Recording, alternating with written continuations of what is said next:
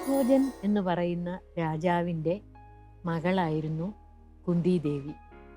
കുന്തിദേവിയുടെ ശരിക്കുള്ള പേര് പൃഥ എന്നാണ്. കുന്തിഭോജന്റെ നിർദ്ദേശപ്രകാരം രാജധാനിയിൽ വിരുന്നു വന്ന ദുർവാസാവു മഹർഷിയുടെ ശുശ്രൂഷ എല്ലാം നിർവഹിച്ചത് കുന്തിദേവിയായിരുന്നു. അന്നത്തെ രാജകുമാരിയായ കുന്തിദേവിയായിരുന്നു. വളരെ ഭംഗിയായി സ്വന്തം ജോലികളൊക്കെ നിർവഹിച്ചത് കണ്ട് സന്തുഷ്ടനായ മുനി കുന്തിദേവിക്ക് ഒരു വരം കൊടുത്തു. അതൊരു മന്ത്രമാണ്. ആ മന്ത്രം മന്ത്രം ചൊല്ലി ആരെയാണോ ഇഷ്ടമുള്ളത് അവരെ ധ്യാനിച്ചാൽ അവരിൽ നിന്നും നിനക്ക് പ്രസാദം ഉണ്ടാവും എന്നാണ് മഹർഷി പറഞ്ഞത്. എന്നിട്ട് മഹർഷി പോവുകയും ചെയ്തു.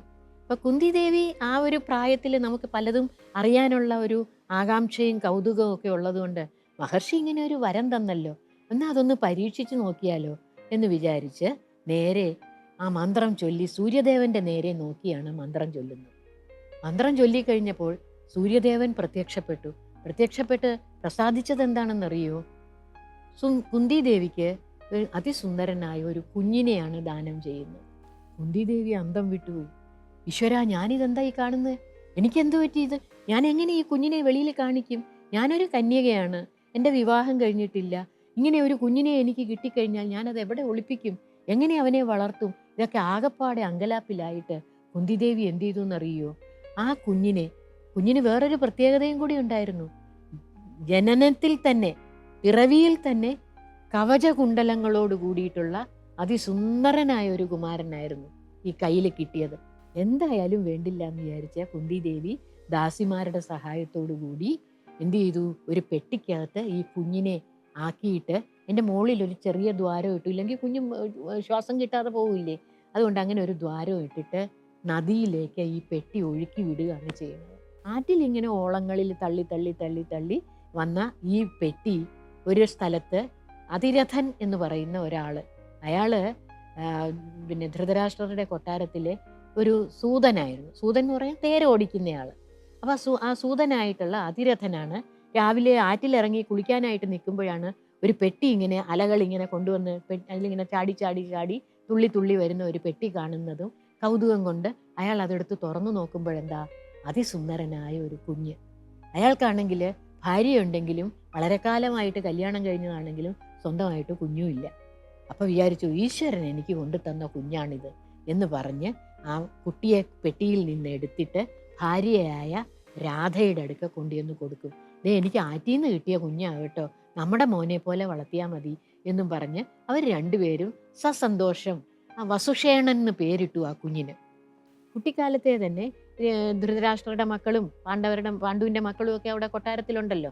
അപ്പോൾ അവരുടെ കൂടെ ഈ കർണൻ വലുതായി വന്ന് കഴിഞ്ഞപ്പോൾ ഇവരോടൊപ്പം കളിക്കാനും ചിരിക്കാനും അവർ പഠിക്കുന്നിടത്ത് ദ്രോണാചാര്യരുടെ അടുക്കൽ അസ്ത്രവിദ്യ പഠിക്കാനായിട്ട് അതിരഥൻ കൊണ്ടാക്കി. അപ്പോൾ ദ്രോണാചാര്യര് ആ സൂതന്റെ പുത്രനല്ലേ, രാജാവിന്റെ തേരാളിയാണല്ലോ, ആ ഒരു മനസ്സിൽ അനുകമ്പയോടുകൂടി നീയും വാ പഠിക്കാനായിട്ടെന്ന് പറഞ്ഞ് കർണനെയും കൂടെ കൊണ്ടുവന്ന് അവിടെ നിർത്തി എല്ലാ വിദ്യകളും ഒക്കെ പഠിപ്പിച്ചു. അങ്ങനെ എല്ലാവരും വിദ്യകളൊക്കെ പഠിച്ചിട്ട് അരങ്ങേറ്റത്തിനുള്ള സമയമായി. ഇപ്പൊ കുമാരന്മാർക്കും സന്തോഷം, ഓരോരുത്തരായിട്ട് എല്ലാ വിദ്യകളും ഒക്കെ കാണിച്ചു.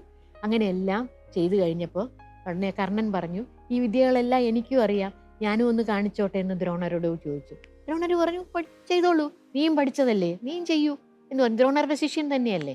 അതുകൊണ്ട് കർണനും അർജുനൻ എന്തൊക്കെ ചെയ്തോ അതൊക്കെ കർണനും കാണിച്ചു. കർണൻ ആ വിദ്യകളെല്ലാം ചെയ്തപ്പോൾ അതിലൊക്കെ ഏറ്റവും കൂടുതൽ സന്തോഷം കൊണ്ട് ഇങ്ങനെ ശ്വാസം മുട്ടി വിജൃംഭിതനായിട്ട് നിന്നത് ആരായിരുന്നു എന്നറിയോ?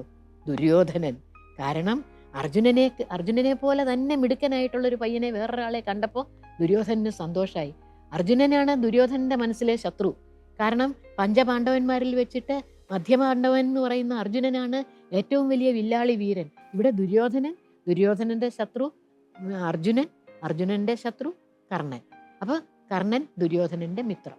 ആ രീതിയിൽ അറിയാതെ ഒരു സഖ്യം മനസ്സിൽ അന്ന് തന്നെ ദുര്യോധനന്റെ ഉള്ളിലുണ്ടായി. അത് കഴിഞ്ഞ് ഇത്രയൊക്കെ കഴിഞ്ഞപ്പോഴേക്കും നമുക്കൊരു ദ്വന്ദ്വയുദ്ധമായാലോ എന്നിങ്ങനെ കർണൻ ചോദിച്ചു ഗുരുവിൻ്റെ അടുക്കൽ. ആവാം, അതിനെന്താ, ദ്വന്ദ്വയുദ്ധം ആവാം എന്ന് പറഞ്ഞപ്പോഴേക്കും കൃപാചാര്യർ അവിടെയുണ്ട്. അപ്പൊ കൃപാചാര്യർ പറഞ്ഞു, ദ്വന്ദ്വയുദ്ധം നടത്തുക എന്ന് പറഞ്ഞാൽ ഒരേപോലത്തെ തുല്യരായിട്ടുള്ള രണ്ടുപേര് ചേർന്ന് നടത്തുന്ന മൽപ്പിടുത്തമാണ്. നേരെ തന്നെ അർജുനനെ വിളിച്ചിട്ട് ഇങ്ങനെ പിന്നെ എന്താ കുരുവംശത്തിലെ പിന്നെ പാണ്ഡുവിൻ്റെ മകനായ അർജുനൻ, കുന്തിദേവിയുടെയും പാണ്ഡുവിൻ്റെയും മകനായ അർജുനൻ ആണ് ഒരാള് എന്ന്. മറ്റേ കക്ഷി ആരാണ്, എന്താണ് നിന്റെ അഡ്രസ്സ്, എന്താണ്, നീ ആരാണ് എന്ന് ചോദിച്ചപ്പോൾ കർണൻ ഒന്നും പറയാനില്ല. കർണൻ ആരാണ്? അതിരഥന്റെ മകൻ എന്നാണ് എല്ലാവരും അറിയുന്നത്, ഇല്ലേ? അതിരഥന്റെ മകൻ എന്ന് പറയുമ്പോൾ സൂതപുത്രൻ. സൂതപുത്രനായിട്ടുള്ള ആള് എങ്ങനെയാ?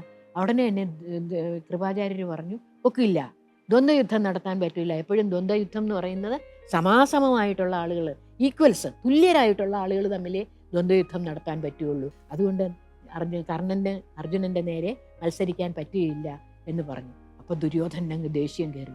കർണനെ ഇടിച്ചു താത്തിയപ്പോൾ കർണൻ ദുര്യോധനന്റെ മിത്രമായിട്ട് ഇങ്ങനെ ദുര്യോധനൻ മനസ്സിൽ കാണുകയല്ലേ. അപ്പം അങ്ങനെ വരുമ്പോൾ വിട്ടുകൊടുക്കരുതെന്ന്, കർണനെ അങ്ങനെ ഉപേക്ഷിക്കാൻ പാടില്ല എന്ന് ദുര്യോധനന് തോന്നിയിട്ട് ദുര്യോധനൻ എന്ത് ചെയ്തു എന്നറിയോ? ദുര്യോധനൻ മുന്നോട്ട് വന്നിട്ട് പറഞ്ഞു, എൻ്റെ രാജ്യത്തിൻ്റെ ഒരു അംഗരാജ്യം ആണ്, ഈ അംഗരാജ്യത്തിലെ രാജാവായിട്ട് ഞാൻ കർണനെ അഭിഷേകം ചെയ്യാൻ പോവുകയാണ്. അപ്പം ഇനി ഈക്വലായല്ലോ, അംഗരാജ്യത്തിലെ രാജാവും ഇന്ദ്രപ്രസ്ഥത്തിലെ രാജാവും എന്നുള്ള തുല്യമായില്ലേ. അങ്ങനെ ഇനി ദ്വന്ദ്വയുദ്ധത്തിന് ഇറങ്ങാമല്ലോ എന്ന് ദുര്യോധനൻ പ്രഖ്യാപിച്ചു. പക്ഷേ ആ സമയത്താണ് സൂര്യൻ അസ്തമിക്കുന്നത്. സൂര്യൻ അസ്തമിച്ചു കഴിഞ്ഞാൽ പിന്നെ ആയുധം കൈകൊണ്ട് തൊടാൻ പാടില്ല. അതാണ് ധർമ്മയുദ്ധത്തിൻ്റെ മുറ. അങ്ങനെ പര്യവസാനമായപ്പോഴേക്കും അർജുനന് മനസ്സിലായി, ഈ ലോകത്ത് എന്നെ എതിർക്കാൻ പ്രാപ്തനായിട്ടുള്ള ഒരാളെ ഞാൻ ഇന്ന് കണ്ടു. അതാരാണ്? കർണൻ. കർണനാണെങ്കിലോ രാധേയൻ എന്നുള്ള പേരിലാണ് കർണൻ അറിയുന്നത്. പക്ഷേ ശരിക്ക് കർണൻ ആരാണ്? കൗന്ദേയനാണ്. കുന്തിയുടെ മകനാണ് കർണൻ. ശരിക്കും അങ്ങനെയാണല്ലോ, നമ്മൾ കഥ തുടങ്ങിയപ്പോൾ അങ്ങനെയല്ലേ പറഞ്ഞത്? കുന്തി ഒഴുക്കി വിട്ട ആളല്ലേ. അപ്പോൾ കുന്തിയുടെ മകനായ കൗന്ദേയൻ രാധയുടെ വളർത്തുപുത്രനായതുകൊണ്ട് രാധേയനായി മാറിയ ഒരു കഥയും കൂടിയാണ് ഇത്.